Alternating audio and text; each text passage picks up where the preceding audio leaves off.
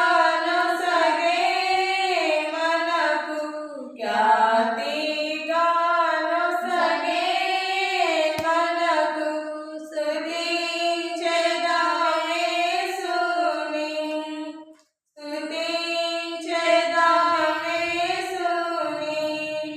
నూతన అనుభవములతో ఖ్యాతిగా సర్వశక్తుని నూతన అనుభవములతో ఖ్యాతిగా సర్వశక్తుని ఓ భక్తులారా మనమందరము నిత్యము యేసుని స్తుతించెదము ఓ భక్తులారా మనమందరము నిత్యము యేసుని స్తుతించెదము శక్తిమంతుడు మన ప్రభు యేసు నిత్యమును దీవించును శక్తిమంతుడు మన ప్రభు యేసు నిత్యమును దీవించును రక్షించును మనలను తానే రక్షించును మనలను తానే సంపూర్ణముగా కాయును సంపూర్ణముగా కాయును సత్యవంతుడు మన ప్రభువు మాట తప్పని మహారాజు సత్యవంతుడు మన ప్రభువు మాట తప్పని మహారాజు ఓ భక్తులారా మనమందరము నిత్యము యేసుని స్తుతించెదము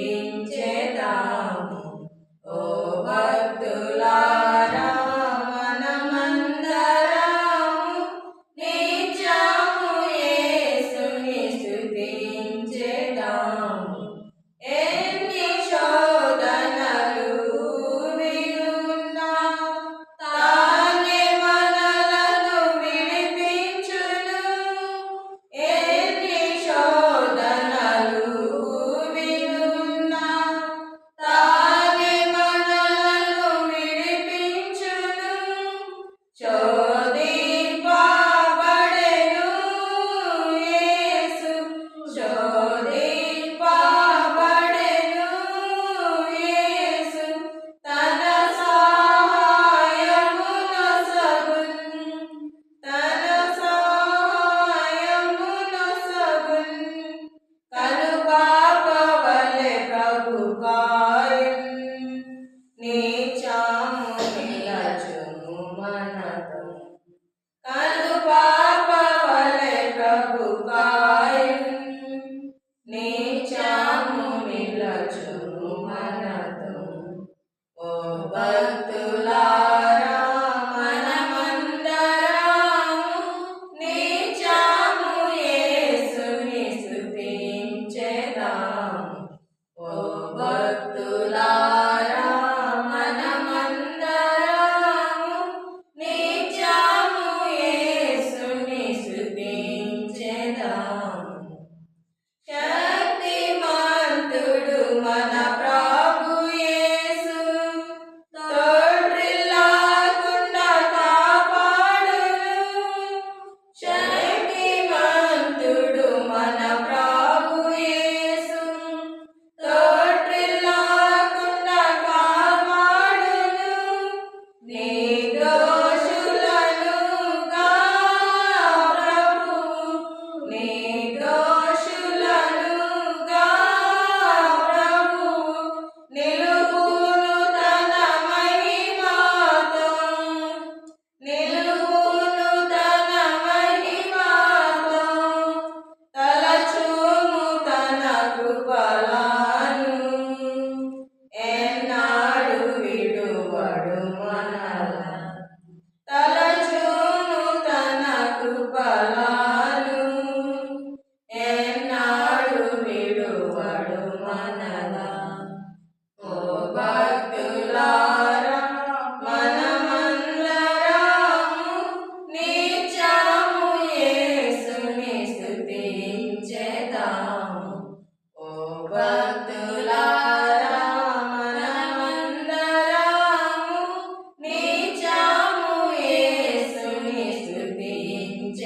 చేదాము.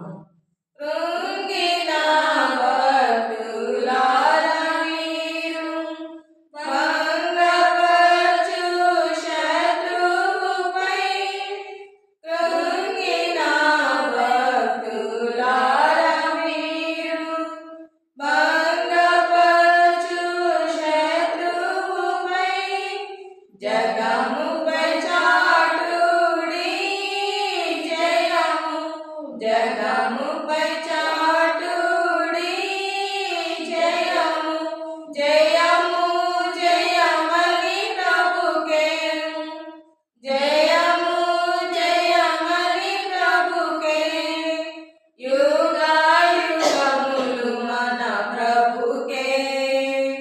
హల్లెలూయా గీతములతో, యుగాయుగములు మన ప్రభుకే. హల్లెలూయా గీతములతో. ఓ భక్తులారా మనమందరము నిత్యము యేసుని స్తుతించెదము.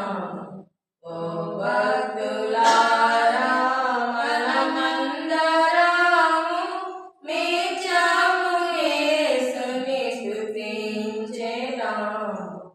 250 స్తుతులు నీకు అర్పిస్తూ సతతము మాకు. స్తుతులు నీకు అర్పితుము సతతము మా ప్రభువా, సన్నుతించెదము.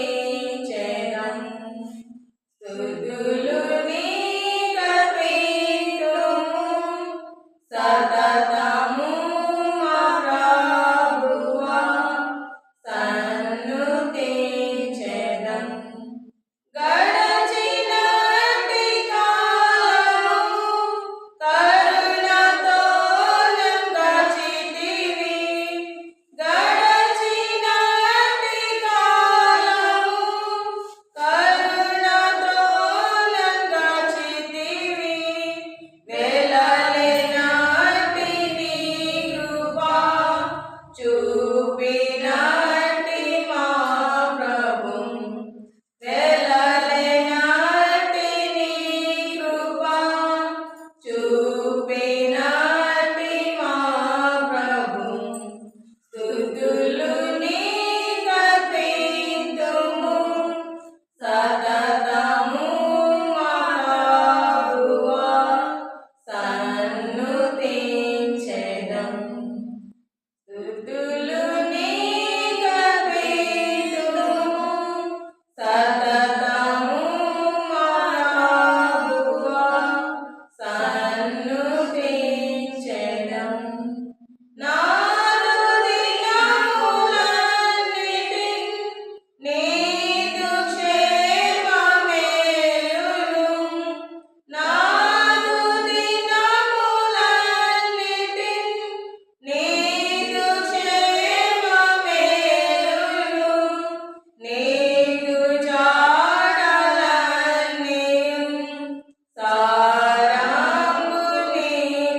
సారంగునిచ్చును, నీదు జాడలన్నీయు సారంగునిచ్చును. స్తుతులు నీకు అర్పితుము సతతము మా ప్రభువా, సన్నుతించెదము. నీదు మందిరములో మేలు చేతమములు, నీదు మందిరములో మేలు చేతమములు. తృప్తిపర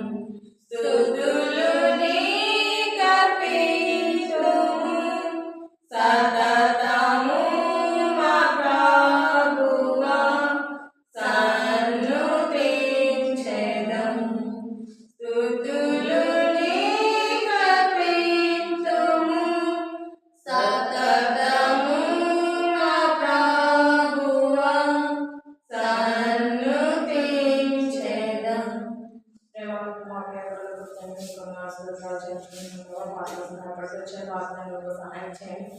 మీ ఆత్మాభిషేకం దయచేయండి. పరిశుద్ధాత్మకుడు పాలనలు విసులు చాటు మారుపరచుకుని దేవాన్ని ఆత్మతో అభిషేకించుకొని బలమైన ఆత్మమైన ప్రసరించిన పాత్రలు వాడుకోవాల్సిన ప్రార్థిస్తాల్సిన ఆత్మీయ ఆహార సమృద్ధి పాలనలు చేయండి.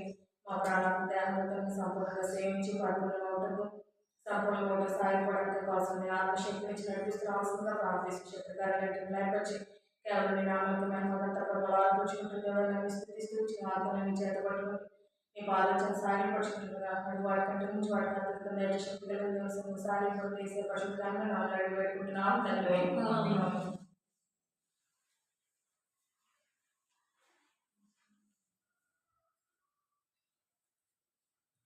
నూతన సంవత్సరంలో మొట్టమొదటి దినంలోనే దేవుని సన్నిధిలో ఉండడం అనేది మనకి చాలా శ్రేష్టమైనది.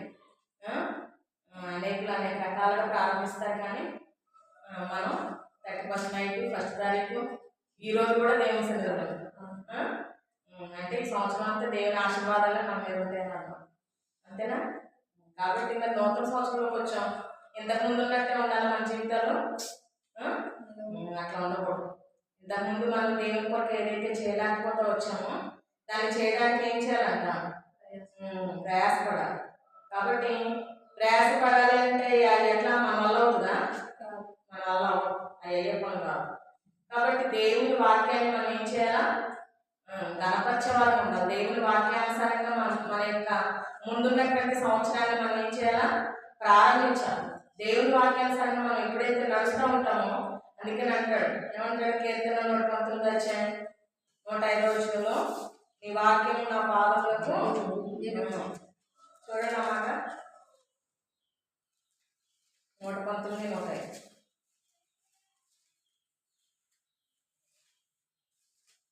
నీ వాక్యం నా పాదములకు దీపమును నా త్రోవలకు వెలుగైనది. మన పాదాలకు దీపం ఏంటంట? దేవుని యొక్క వాక్యం. అది మన త్రోవలకు ఏంటంట? మన జీవితాల్లో ఎప్పుడైతే వాక్యానికి మనం ఇంపార్టెంట్ ఇస్తామో అది మన యొక్క త్రోవలకు ఏమవుతుంది? వెలుగుగా చేపడుతుంది. అంటే మన జీవితం వెలుగుతూ ఉంటుంది అన్నమాట, అంటే ప్రకాశించే విధంగా ఉంటుంది. అంటే మన జీవితంలో వెలుగు అని అంటే దేవుని యొక్క ఆశీర్వాదం. చీకటి సంబంధంగా చీకటి అంటే శత్రువుకి స్థానం ఇచ్చేవారిని మన జీవితంలో ఉండకూడదు. దేవునికి లేదా వెలుగుకి మన ఆశీర్వాదాలకు మనం పాత్రలుగా ఉండాలి అంటే మన జీవితంలో ఎవరికి ప్రాధాన్యత ఇవ్వాలంట? దేవుని యొక్క వాక్యానికి ప్రాధాన్యత ఇవ్వాలి. ఎందుకంటే దేవుని వాక్యం నీ వాక్యం నా పాదములకు దీపమును నా త్రోవలకు వెలుగునే అన్నది. దేవుని వాక్యానికి మనం ఎక్కువ ఇంపార్టెంట్ ఇచ్చినప్పుడు మన యొక్క ఈ నూతన సంవత్సరం అనేది మన జీవితాల్లోకి ఎలా ఉంటుందంటే ఆశీర్వాదకరంగా ఉంటుంది. ఆశీర్వాదకరంగా అందుకని అంటారు కదా, ఎక్కువ మన సమయాన్ని దేవుని యొక్క వాక్యానికి గడపాలి. అప్పుడు ఎలా ఉంటుందంటే చూడండి, కీర్తన 1వ అధ్యాయంలో రాయబడతా వచ్చింది కదా, 2-3 వచనాలు చదివితే, యెహోవా ధర్మశాస్త్రమునందు ఆనందించుచు దివారాత్రులు దాన్ని ధ్యానించువాడు ధన్యుడు. అతడు నీటి కాలంలో ఎవరు నాటబడితే ఆకువాడక తన కాలంలో ఫలము చెట్టువలెను. అతడు చేయగలిగినయు సఫలము. ఎప్పుడైతే మనం దేవుని వాక్యానికి ప్రథమస్థానం ఇస్తామో అప్పుడు మనం చేసే ప్రతి పని కూడా ఏమవుతుందంట? సఫలమవుతుందంట. అంత మాత్రమే కాదు, ఆకు వాడక తన కాలం ఫలమిచ్చు చెట్టులా ఉంటుంది. అంటే ఆకు వాడకంటే నీటి కాలంలో పక్కన ఉన్నటువంటి చెట్టు ఎప్పుడు ఏ విధంగా పచ్చగా ఉంటుందో అట్లా మన జీవితం కూడా ఎట్లా ఉంటుంది? పచ్చగా. అంటే పచ్చదనం అనేది ఆశీర్వాదానికి కారణం. అంటే మన జీవితాలు ఆశీర్వాదకరంగా ఉండాలి అని అంటే మనం ఎవరికి ప్రాధాన్యత ఇవ్వాలి? 2వ వచనంలో రాయబడుతూ వచ్చింది, యెహోవా ధర్మశాస్త్రమునందు ఆనందించుచు దివారాత్రులు దాన్ని ఏం చేయాలంట? దేవుని యొక్క ధర్మశాస్త్రాన్ని ఆనందించేవారు ఉంటారు. దేవుని ధర్మశాస్త్రం ఎవరైతే ఆనందిస్తారో, దేవుని వాక్యంలో ఎవరైతే ఆనందంగా దేవుని వాక్యం వినడానికి దేవుని వాక్యం కొరకే ప్రయాసపడడానికి ఎవరైతే ఆనందిస్తూ ఉంటారో వాళ్ళు ఎట్లా ఉంటారంట? నీటి కాలంలో ఎవరు నాటబడినా ఆకు వాడుకున్న కాలంలో ఫలించు చెట్టులాగా ఉంటారు. వాళ్ళు ఏది చేసినా సరే అది ఏమవుతుందంట? సఫలమయ్యేది ఉంటుంది. కాబట్టి నూతన సంవత్సరంలో అడుగు పెట్టినప్పుడు మనం ఎన్నో తీర్మానాలు చేసుకుంటూ ఉంటాం. అన్నిటికంటే ముఖ్యమైన తీర్మానం ఏమంటే మన జీవితాల్లో మనం ఆశీర్వదించబడాలి అని అంటే దానికి మనం చేయాల్సిన పని ఏంటి? దేవుని వాక్యానికి ఈ సంవత్సరం అంతట్లో కూడా మొదటి నుంచే నేను ఎక్కువ ప్రాధాన్యత ఇవ్వాలి దేవుని వాక్యం కొరకు. దేవుని వాక్యం ఎక్కడ దొరుకుతుంది? దేవుని ఇంట్లో దొరుకుతుంది. దేవుని వాక్యం ఎక్కడ అంటే చూడండి, మత్తయి సువార్త 4:4. మత్తయి సువార్త 4:4. అందుకు ఆయన, మనుషులు రొట్టె వల్ల మాత్రం కాదు కానీ దేవుని నోటి నుండి వచ్చి ప్రతి మాట వల్ల జీవించాలని రాయబడి. దేవుని యొక్క మాట వల్ల మనం ఏమవుతూ ఉంటాము? జీవిస్తాం. జీవింపజేసేది మనల్ని జీవింపజేసేది మళ్ళీ విశ్వాసం వల్ల విశ్వాసం కలిగి, అంటే మన జీవితాలలో మనం బ్రతకడానికి, మనం జీవించడానికి, మన విశ్వాసంతో ముందుకు నడవడానికి వాక్యం అనేది చాలా దానికి. కాబట్టి ఆ వాక్యానికి మనం ఏమి ఇవ్వాలంటే ప్రాధాన్యత ఇవ్వాలి, మొదటి స్థానం ఇవ్వాలి. మనకి చాలా పనులు ఉంటాయి అన్నమాట. మనకు చాలా పనులు ఉంటాయి. లోకంలో ఎన్నో రకాలైనటువంటి కుటుంబ అవసరాలు తీర్చుకోవడానికి పనులు ఉంటాయి, లేదా ఇంట్లో చేసుకునే పనులు ఉంటాయి, రకరకాలైన పనులు ఉంటాయి. వాటి అన్నిటికీ కారణానికి బ్రహ్మస్థానం. ఎప్పుడైతే మనం దేవుని వాక్యానికి ఎక్కువ బ్రహ్మస్థానం ఇస్తామో అప్పుడు మన కుటుంబాలు ఆశీర్వాదంగా ఉంటాయి. అందుకనే బైబిల్లో ఒక స్త్రీ గురించి రాయబడుతూ వచ్చింది. చూడండి, లోకాసు వార్త 10వ అధ్యాయం.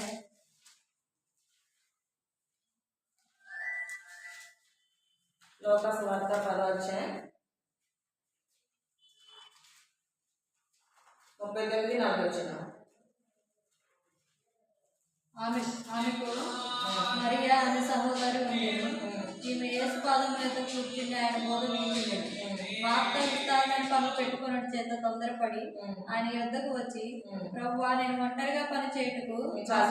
ఏంటంట ఇక్కడ ఇద్దరు స్త్రీలు ఉన్నారు. యేసు ప్రభు వారు చనిపోయిన లాజరు ఇంటికి లేచిన తర్వాత ఆ ఇంటికి వెళ్తా వచ్చాడు కదా. చనిపోయిన లాజరు గురించి రాయబడుతూ వస్తుంది కదా. ఆ లాజరు ఇంటికి వెళ్ళారు. అక్కడ ఇద్దరు సహోదరులు ఉన్నారు. ఎవరికి? లాజరు గారు. ఆవిడ ఒకరి పేరేం పేరు మార్తా, ఇంకో పేరు మరియా. అక్కడ రాయబడుతూ వచ్చింది, ఆమెకు మరియా అను సహోదరులను ఈమె యేసు పాదం మీద కూర్చుని ఉండి ఆయన బోధ వినిచున్నాను. మార్త విస్తారంగా పని పెట్టుకున్న చేత తొందరపడి ఏం చేస్తా ఉందంట? మార్త ఏమో విస్తారమైన పనులు పెట్టుకుంటా ఉందంట ఇంట్లో. ఎందుకు? ఎవరైనా అతిథులు వస్తే ఏమని పెట్టాలి, వీటన్నిటి గురించి ఆలోచన. ఈ మరియ ఏం చేస్తా ఉందంట? ఆయన పాదముల దగ్గర కూర్చొని ఏం చేస్తా ఉందంట? చూడండి, ఆయన పాదముల దగ్గర కూర్చొని ఆయన చెప్పే మాటలు వింటాం. దేవుడు ఏమంటా ఉన్నాడు 42వ వచనంలో? మరియా ఉత్తమమైన దానిని ఏర్పరచుకొనెను, అది ఆమె యొద్ద నుండి తీసివేయబడదని ఆమెతో. దేవుడికి ఏది ఇష్టం? పనులు పెట్టుకోవడం కాదు ఇష్టం. మనం ఏం చేస్తాం?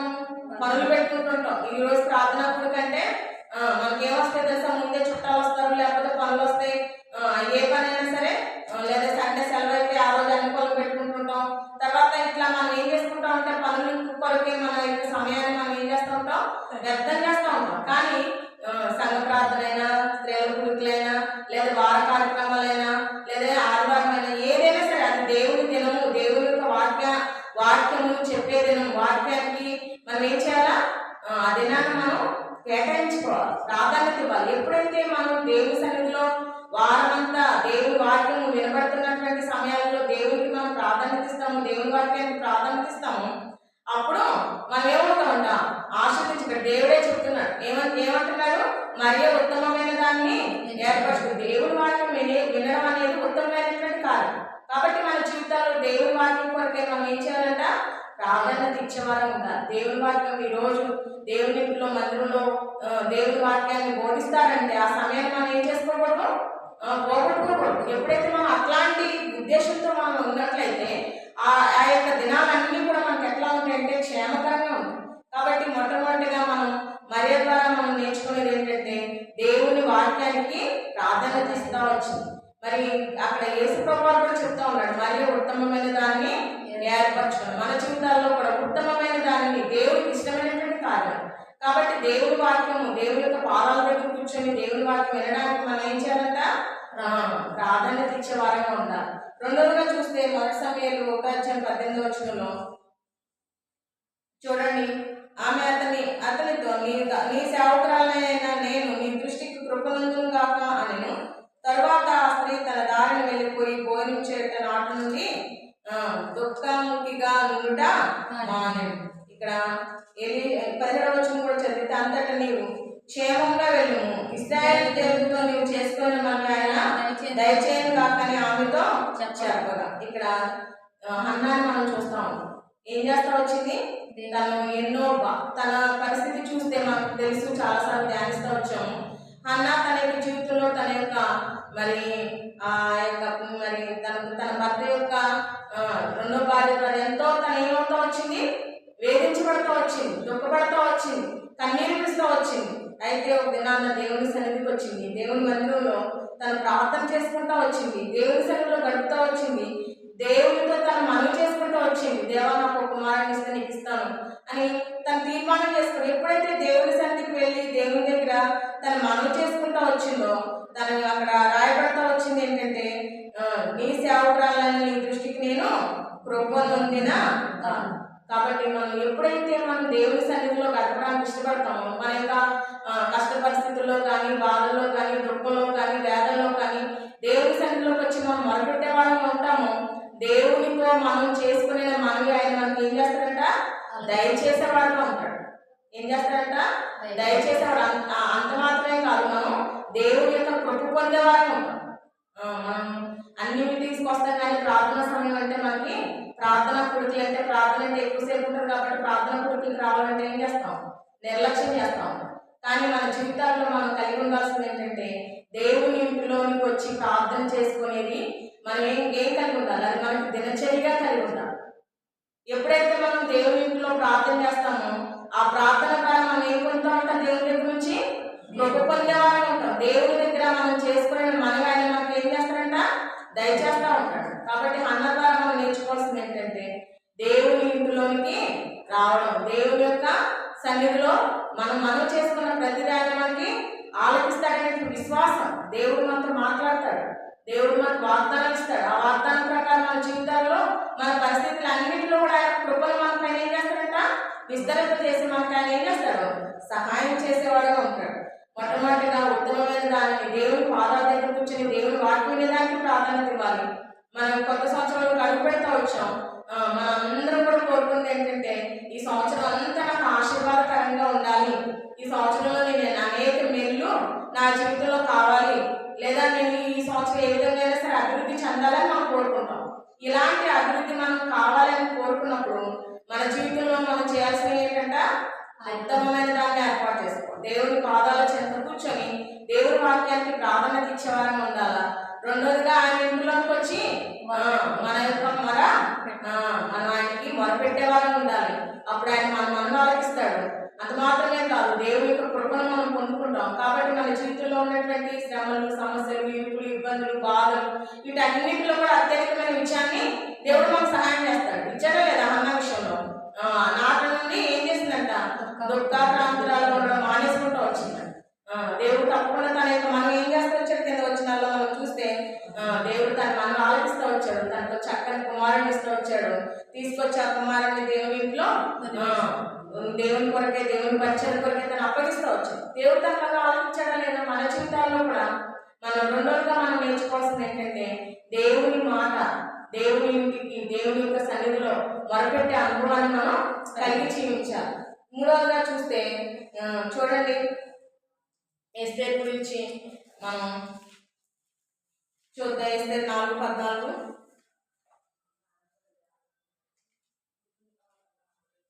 ఎస్తేరు 4:14. నీవు ఈ సమయమందు ఏమీ మాట్లాడక మౌనంగా ఎన్నడలా యూదులకు సహాయం విడుదలయ్యి మరి యొక్క దిక్కు నుండి వచ్చును గాని నీవును నీ తండ్రి ఇటు వారు నశించుదురు.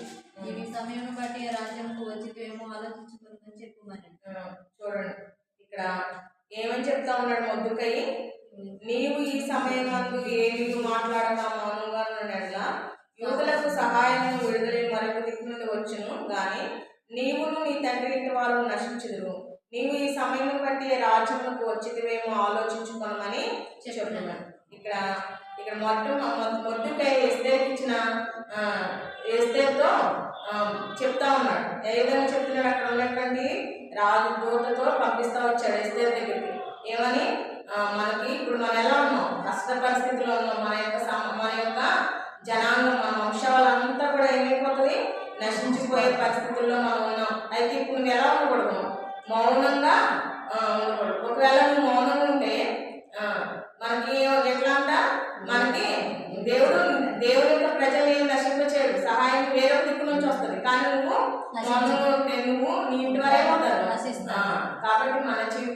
దీన్ని బట్టి మనం తెలుసుకోవాల్సింది ఏంటంటే దేవుడు అంటే ఇక్కడ ఎస్తేర్ని ఎట్లా ప్రేమిస్తా ఉన్నాడు తన పిల్ల తండ్రి? దేవుని బిడ్డల కొరకే నువ్వు ప్రయాసపడు, దేవుని బిడ్డల కొరకే నువ్వు త్యాగం చేయాలి అనే దాని గురించి ఎస్తేర్తో మనవి చేస్తా ఉన్నాడు. మన జీవితాల్లో కూడా మనం దేని కొరకు ప్రయాసపడాలంటే దేవుని యొక్క ఇంటి కొరకే లేదా దేవుని యొక్క ప్రజల కొరకే మనం ఏం చేయాలా? ప్రయాసపడే వాళ్ళగా ఉండాలి.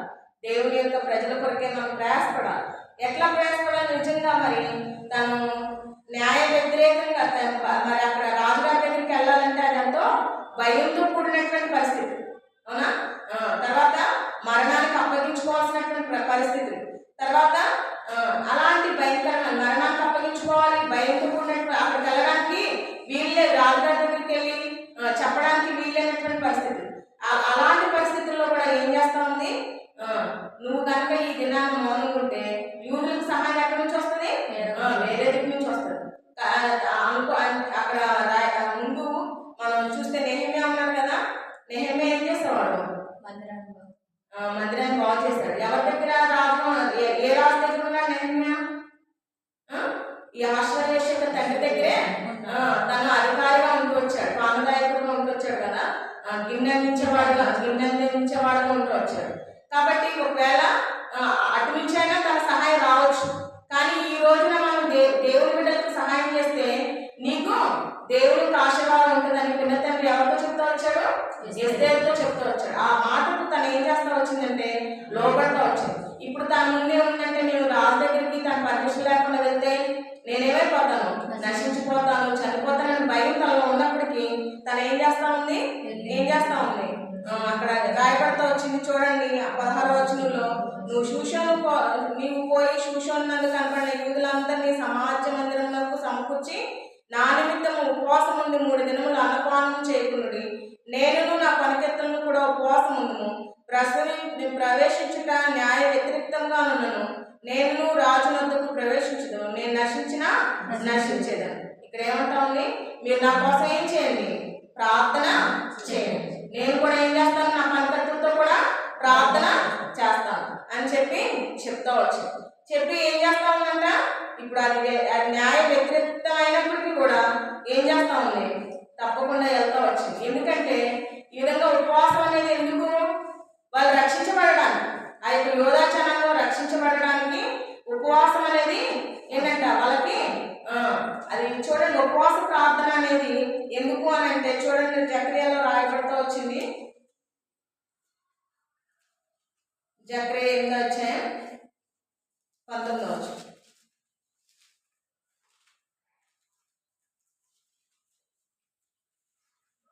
సైన్యములకు అధిపతి యెహోవా ఆజ్ఞించిందేమనగా 4వ నెలలోని ఉపవాసము, 5వ నెలలోని ఉపవాసము, 7 నెలలోని ఉపవాసము, 10వ నెలలోని ఉపవాసం యూదా ఇంటి వారికి సంతోషమును ఉత్సాహమును పుట్టించి మనోహరమైన పండుగలు. చాలు ఏంటంట?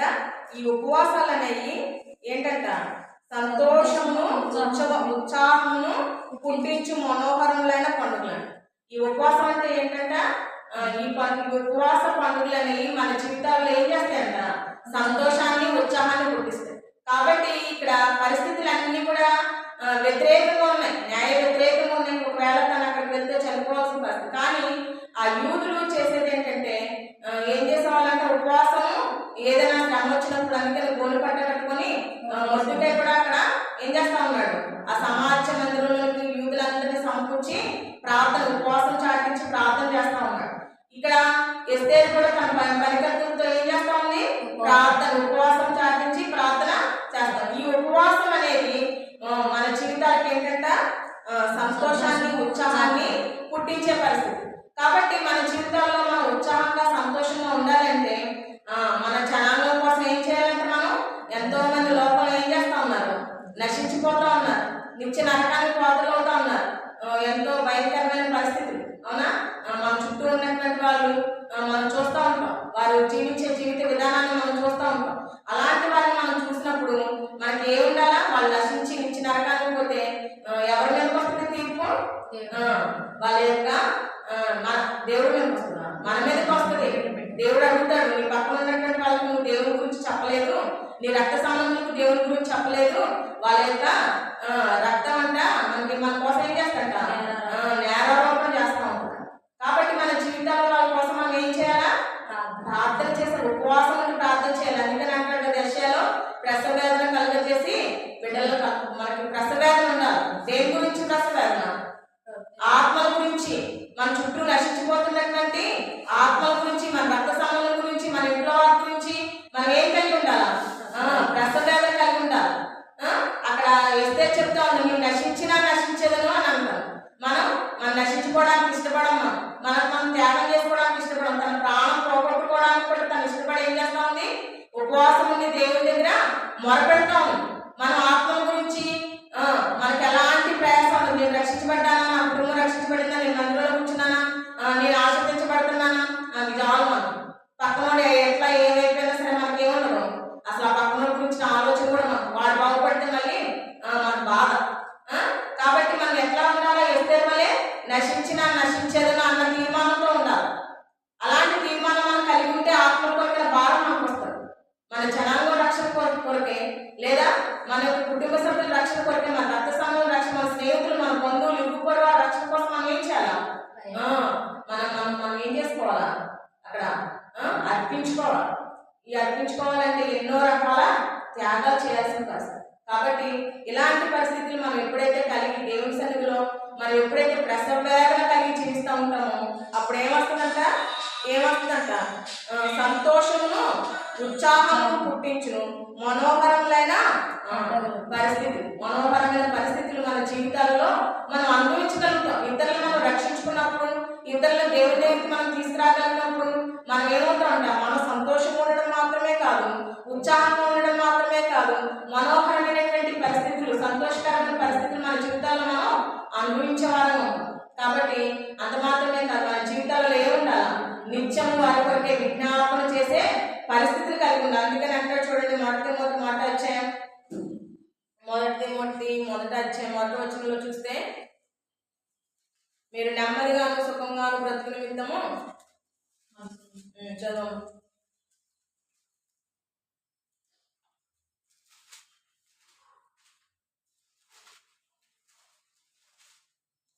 మనకు సంపూర్ణ భక్తి మాన్యత కలిగి నెమ్మదిగాను సుఖంగాను బ్రతుకు నిమిత్తము అన్నిటికంటే ముఖ్యంగా మనుషులందరి కొరకును, రాజుల కొరకును, అధికారుల కొరకును విజ్ఞాపనలు, ప్రార్థనలు, యాచనలు, కృతజ్ఞతాస్తుతులను చేయవాలని హెచ్చరించున్నాను. ఏంటంట, మనం నెమ్మదిగా సుఖంగా బ్రతకాలి అని అనుకుంటే ఏం చేయాలంట, అన్నిటికంటే ముఖ్యంగా మనుషులందరి కొరకు, తర్వాత రాజుల కొరకు, అధికారుల కొరకు ఏం చేయాలంట, ప్రార్థన విజ్ఞాపన చేయాలి.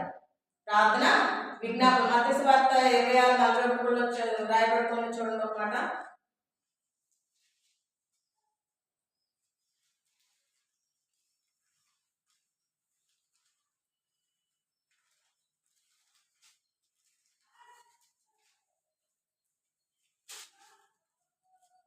మీరు శోధనలో ప్రవేశించుకున్నట్లు మెలకువగొండి ప్రార్థన చేయండి. ఏంటంట, మన జీవితాల్లో శోధనలోకి వెళ్లకుండా ఉండాలి అని అంటే ఏం చేయాలంట, మెలకువగొండి ప్రార్థన చేయాలి. అక్కడ ఏం రాయబడుతూ వచ్చింది, మీరు నెమ్మదిగా సుఖంగా బ్రతుకు నిమిత్తం. ఇక్కడ శోధనలోకి వెళ్లకుండా ఉండాలంటే ఏం చేయాలంట, మెలకువగా ఉండి ప్రార్థన చేసేవాళ్ళం ఉండాలి. కాబట్టి మన జీవితాల్లో ప్రార్థన అనేది చాలా ఉపవాస ప్రార్థన. మన కోసం కాదు కట్టుకాల్చుకునేది, రక్షణ లేని వాళ్ళ కోసం మనం కట్టుకాల్చుకోవాలి. వాళ్ళు రక్షించబడడానికి మనం ఏం చేయాలంట, ఉపవాసం నుండి ప్రార్థన చేయాలి.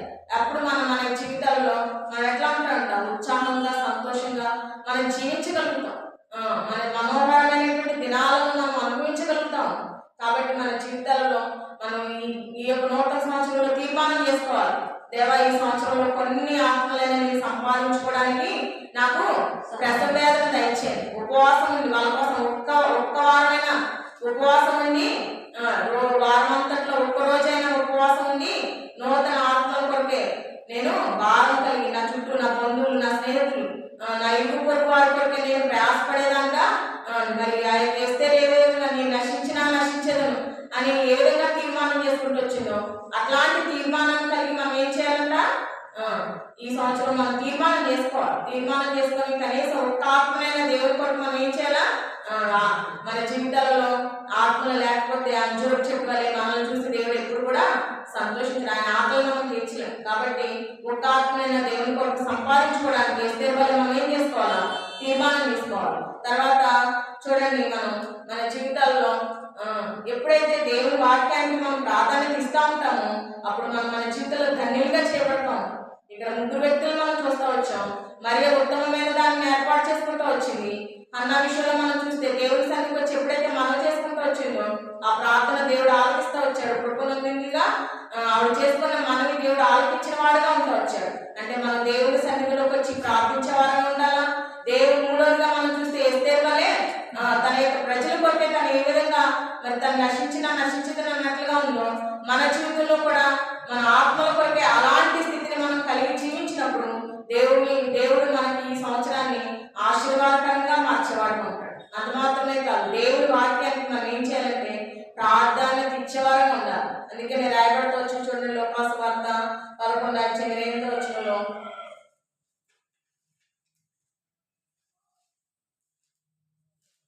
11:28. అవును, కానీ దేవుని వాక్యం దాన్ని గైకొని వారు మనం చాలాసార్లు వింటూ ఉంటాం. వినటం వల్ల ఉపయోగం ఏం లేదు.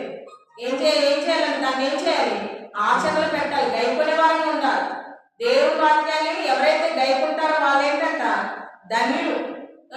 ఎన్నో సంవత్సరాలు అయితే మనం రక్షించబడి, ఎన్నో సంవత్సరాలు అయితే మనం బాప్తిసం తీసుకొని సంవత్సరాల తరబడి దేవుని సన్నిధిలో కూర్చొని దేవుని ఇంట్లో కూర్చొని వాక్యం వింటూ ఉంటాం, కానీ దాన్ని ఆచరణలో పెట్టాం. ఎవరైతే దేవుని వాక్యాన్ని గైకొంటా ఉంటారో దాని ప్రకారం జీవిస్తూ ఉంటారో వాళ్ళు మాత్రమే ఏమవుతారంట ధన్యులుగా చేపడతారు. అంటే ప్రకటనలో కూడా రాయబడుతూ వస్తుంది కదా. చూడండి, ప్రకటన 1:3 సమయం సమీపించిన కనుక ఈ ప్రవచన వాక్యం చదువువాడును వాటిని విని అందులో వ్రాయబడిన సంగతులను గైకొనవాడు. ఎవరైతే గైకొంటారో విన్నవారు, తర్వాత అందులో రాయబడిన సంగతులు అన్ని ఒకటి అని చెప్పలేక ప్రతి సంగతిని కూడా ఏం చేయాలంట గైకొనాలి. గైకొని వారందరూ కూడా ఏమవుతారంట ధన్యులవుతూ ఉంటారు. కాబట్టి మన జీవితాల్లో ఈ యొక్క వాక్యాన్ని మనం ఎప్పుడైతే వింటూ ఉంటామో మన జీవితంలో విశ్వాసం వస్తుంది, ప్రార్థన జీవితము. తర్వాత అది మన కుటుంబానికి ఆశీర్వాదం. మన కుటుంబానికి మాత్రమే కాదు, సంఘానికి కూడా ఎట్లా ఉంటుందంటే సంఘానికి కూడా మనం ఉపయోగకరంగా ఉంటాం. దేవుని వాక్యాన్ని విని దాన్ని ఆచరణలో పెట్టి దాని ప్రకారం మనం జీవిస్తే మన కుటుంబాలు దినదినం ఆశీర్వదించబడేగా ఉంటాయి. తర్వాత మన ద్వారా సంఘానికి కూడా మేలుకరంగా ఉంటుంది. మన ద్వారా ఇతరులు మన దేవుని దగ్గరికి రావడాన్ని బట్టి మన సంఘానికి ఏమవుతున్నాం ఉపయోగకరంగా మార్చబడతాము. కాబట్టి మన జీవితాల్లో ఎలా ఉండాలి, మనం ఎట్లా ఉండాలి, దేవుడి యొక్క వాక్యానికి ఏం చేయాలి, మనం ప్రాధాన్యత ఇచ్చేవాళ్ళం ఉండాలి. చూడండి, యాకోబు రాసిన పత్రిక 1:22. మీరు వినువారు మాత్రమే ఉంటారు, మిమ్మల్ని మీరు మోసపుచ్చుకోకుండా వాక్య ప్రకారం ప్రవర్తించు వారనై ఉండుడి. ఎట్లా ఉండాలంట, వాక్య ప్రకారము ప్రవర్తించేవారు ఉండాలి. మీరు వినువారు మాత్రమే ఉండి మిమ్మల్ని మీరు మోసపరచుకోకుండా వాక్య ప్రకారం ప్రవర్తించేవారనే ఉండాలి. మనం ఏం చేస్తాం, వింటా ఉంటాం, అబ్బాయి ఇది నేను చేస్తున్నాను అని అనుకుని మనం ఏం చేస్తూ ఉంటాం, మనం మోసపుచ్చుకుంటూ ఉంటాం. కానీ అట్లా ఇక్కడ ఏమంటా ఉన్నాడు, మిమ్మల్ని మీరు మోసపరచుకోకుండా వాక్య ప్రకారం ఏం చేయాలంట, మనం ఎప్పటికప్పుడు పరీక్షించుకుంటూ ఉండాలి. ఇది నేను చేస్తున్నానా, ఇది నా జీవితంలో ఉందా, వాక్యానుసారంగా నేను నడుచుకుంటున్నానా అని మనం ఎప్పటికప్పుడు మన యొక్క హృదయాన్ని ఏం చేసుకోవాలి, మన మనసాక్షిని మనం పరిశీలన చేసుకుంటూ ఉండాలి.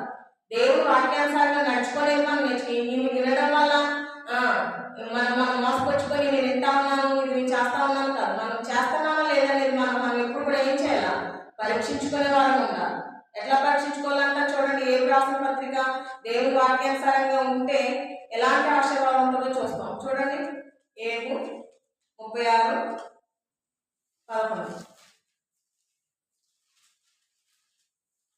7:36 నేను చదువుతాను. వారు ఆలకించి ఆయనను సేవించిన ఎడల తమ దినములు క్షేమంగాను తమ సంవత్సరములు సుఖముగాను వెళ్ళబుచ్చేది. మనం ఆలకించి ఆయనను సేవించాలి. ఆలకించి దాని ప్రకారం ఆచరించి దాన్ని గైకుంటూ జీవిస్తే ఎట్లా ఉంటాయంట, మన దినాలు క్షేమంగా ఉంటాయంట. ఎట్లా ఉంటాయంట, మన దినాలు క్షేమంగా ఉంటాయంట. తమ సంవత్సరాలు ఎట్లా వెళ్ళొచ్చుతారంట, తమ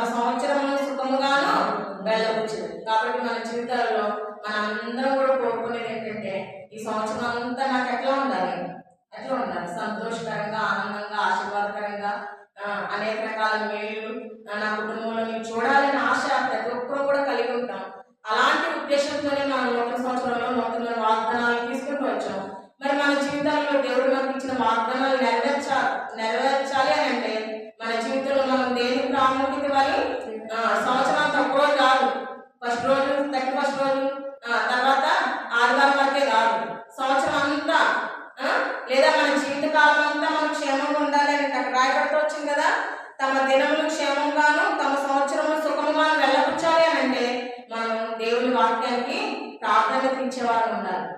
మరి మనం చూస్తూ వచ్చాం కదా, ఉత్తమమైన దానిని దేవుడి పాదాల దగ్గర కూర్చొని దేవుడి వాక్యం వినడానికి ఏ విధంగా ప్రాధాన్యత ఇస్తూ వచ్చిందో అట్లాంటి పనులు మార్తవలే అనేక రకాల పనులు పనులన్నీ పెట్టుకుని ఆ పనులుగా మనం ప్రాధాన్యత ఇచ్చే దేవుడి వాక్యానికి ప్రాధాన్యత ఇచ్చేవారని ఉండాలి. తర్వాత మనం చూస్తే అన్నావలే మన ప్రతి పరిస్థితిలో వస్తూ ఉంటాయి. కుటుంబం అన్న తర్వాత ఎన్నో రకాల పరిస్థితులు, బాధలు, శోధనలు, ఇబ్బందులు, కష్టాలు. ఆ పరిస్థితులన్నింటిలో దేవుడి సన్నిధిలో కూర్చొని మనం మొరపెడితే అప్పుడు దేవుడి యొక్క కృపను మనం పొందుకోగలుగుతాం.